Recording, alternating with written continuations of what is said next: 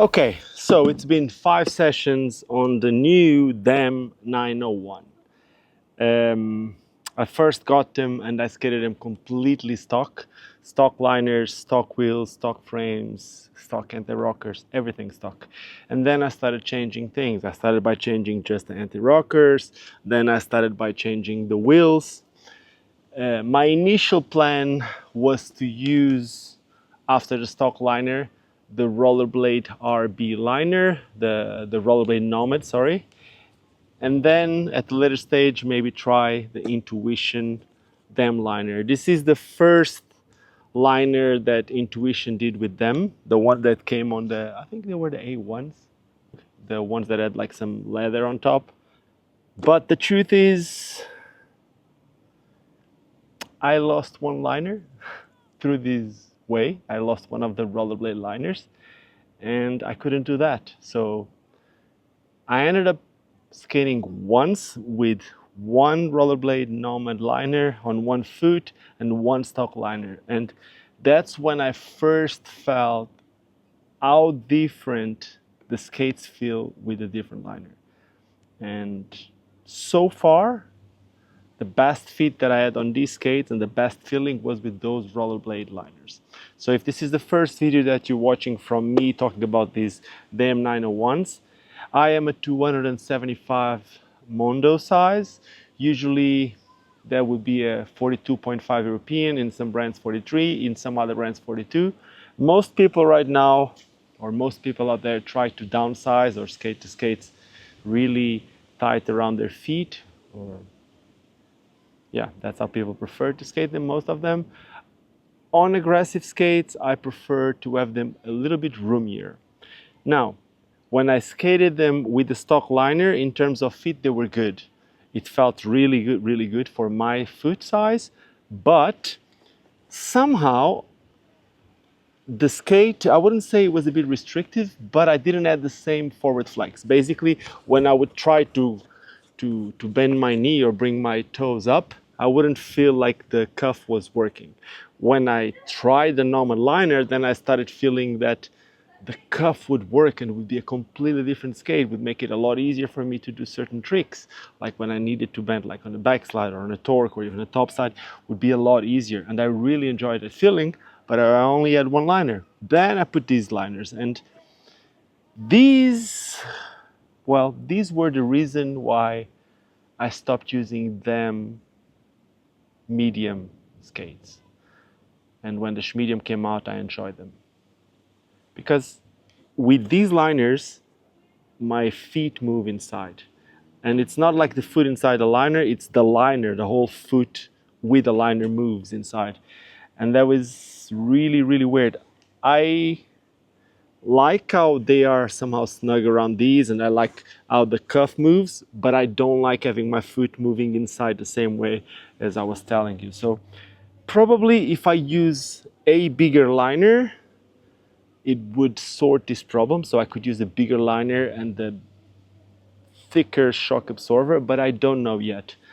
I would love to skate these with the rollerblade normal liners that I had, the 43 liners. I think these would be really nice. Also, if you look to what I have here, I'm not skating them anti-rocker anymore. I'm skating them with my favorite flat frame right now. This is the FR Street Frame in collaboration with Wish. And specifically with these wheels, these are the Cymatics 58, 95 in the middle and 92 in the front and back. This thing, look, I have basically no wheel bite. I feel like I can skate better with these than with the stock anti-rocker. And I'm talking about doing technical tricks. I was getting more stuck with the stock setup, and I didn't give them time enough. I'm not gonna blame the setup. It was basically me, and I'm used to this frame, and the grooves are already like really round, and the wheels are really hard in the middle, probably even harder than the anti-rockers that came stock. So at the end of the day, right now, this skate works for me.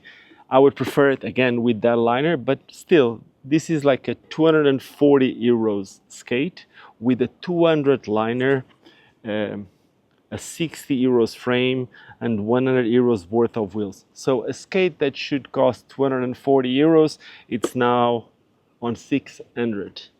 Of course, it feels completely different, but yeah, you cannot put it as a low-cost skate anymore. But I think nowadays most people that will buy skates, they buy the skate at first, and most of them already have liners, or over time they ended up buying a different liner.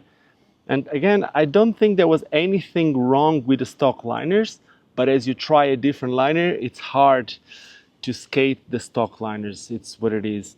The frame, the stock frame, I think it's an awesome frame. Honestly, I just like this one more, to be fully honest.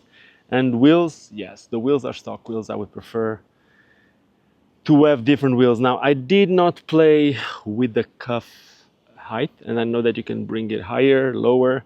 I said it in the first video that I didn't know if you could do it. Yes, you can. You can see it on the inside. There's like a little receptor that has a up and down. So these bolts can go on a up or down bolt on the inside, meaning that the cuff can come higher or lower. I like how they are just like this. So to be fully honest, yeah, even the plastic buckle, no problems. There's like a really good protection on this cuff. So far, the boot really worked well for me. And that's about it, man. It's as a stock skate, if I would advise it, yes, if you want to support a brand like Damn Skates, which is owned by John Julio, is supporting the community, is supporting some of the best skaters out there. This is a good skate to buy for sure. You can always upgrade it by changing liners. I wouldn't say that you need to change the frame to upgrade it, but you will need to change wheels to upgrade it.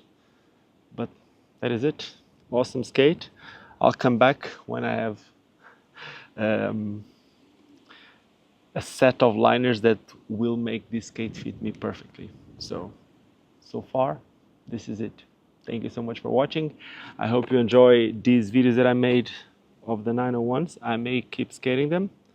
And yeah, if you enjoyed, do not forget to subscribe. And like I always say, just don't forget why we all started skating. And that is because it's fun. Now, let's do the kudo backflip. Perfect.